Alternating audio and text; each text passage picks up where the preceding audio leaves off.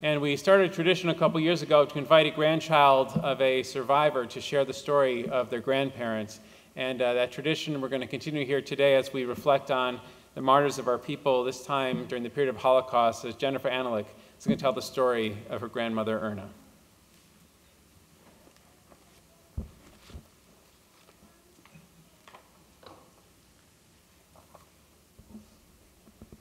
Thanks, Rabbi Peltz. I'm honored to be here to tell you about my grandmother, Erna Anolik, of blessed memory. Many of you might remember that she used to sit right over there, that she was generous and strong, charming and courageous, and perhaps that her singing voice left a little bit to be desired. I started telling the story of her Holocaust experience to school groups a couple of years ago. This year, with the anniversary of October 7th, just this past week, and the unprecedented rise in anti-Semitism, and so few survivors that are still with us today, it feels even more pressing to share about experiences like my grandmother's. I went to the exhibit about the Nova Music Festival at the Weitzman this past week. It was powerful and heartbreaking. At the beginning of the exhibit, we watched a video about what the festival was supposed to be, the morning of October 7th, 2023. Everyone connected, dancing together, ecstatically taking in the sunrise. The moments before the music stopped, before everything changed. Back in 1944, when Germany occupied Czechoslovakia, my grandma was just about to celebrate her high school graduation, to get her diploma, to go to parties and celebrate with her friends. She planned to go on to become a textile engineer. That week, there were signs put up around the town saying that all Jews must pack a suitcase and report to a lumber yard.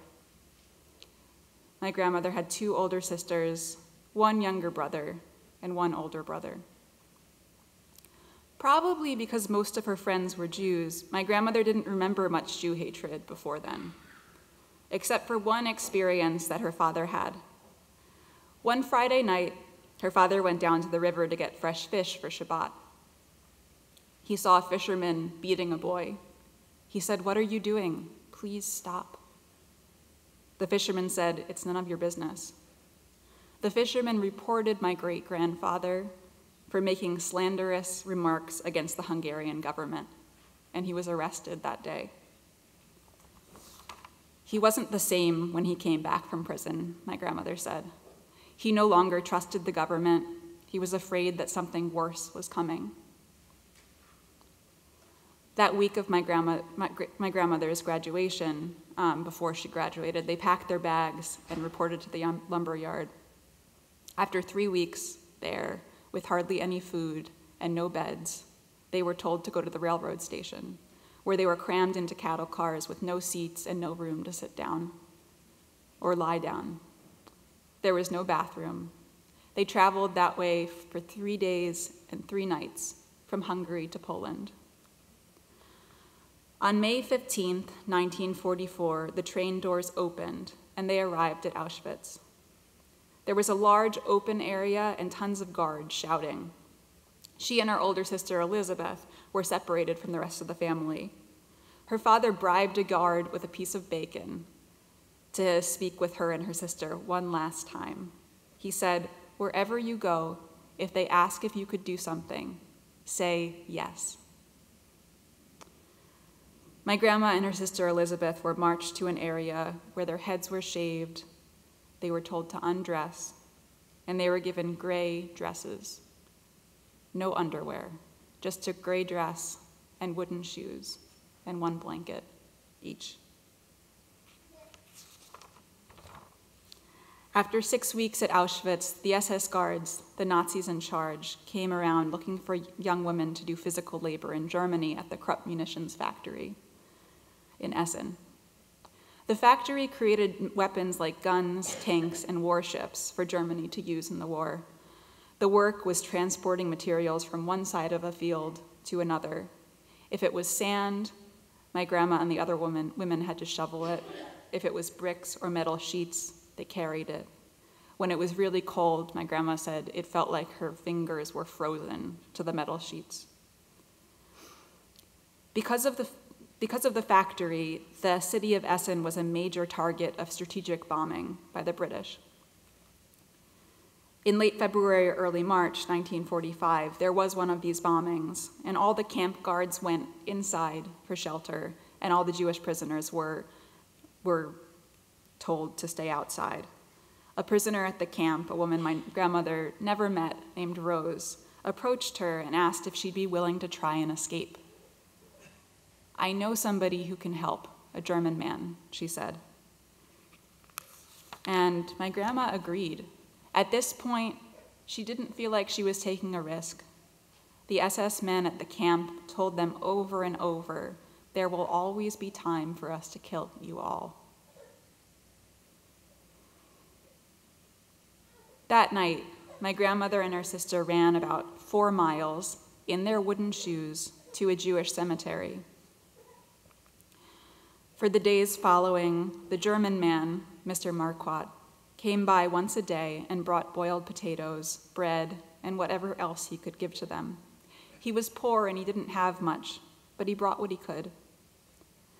And when he had nothing more to give, he helped them get in touch with Fritz Nierman, a food wholesaler who lived in Essen. My grandmother called Nierman the most wonderful man she had ever met. He took my grandma, her sister, and their cousins to his apartment.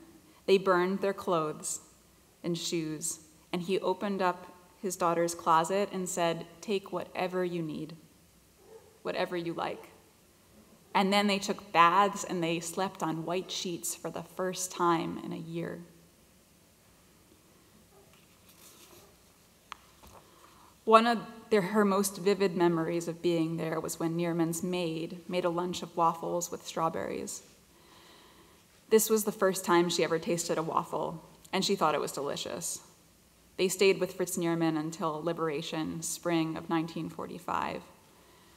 My grandma stayed in Germany for some time as she waited to get a visa to the US. But before she left, she was contacted by an American lawyer who asked if she would come to Nuremberg and testify in the trial against Alfred Krupp, the owner of the Krupp factory in Essen. She was asked lots of questions about work at the factory, what she was given to eat, how she was treated. It was the first time she saw Krupp, who she said was sitting with earphones, very dour looking. She learned after she reached the US that he was found guilty of crimes against humanity, that he was sentenced to at least some time in prison. She was glad to hear this, but I imagine no amount of punishment would have been enough. If I had more time, I would tell you about how she met my grandfather on the ship to the US, and then how they had 2 children, my father, John, and my Aunt Miriam. My daughter, who you heard crying a little bit earlier, Me'ira Hadassah in Hebrew, was born last November. She is a source of light, of joy, of illumination. I don't know what world it will be like, the one that she grows up in, but I hope that Erna's strength, kindness, and resilience will accompany her. We hope she will be proud of her Judaism, her people, and our history.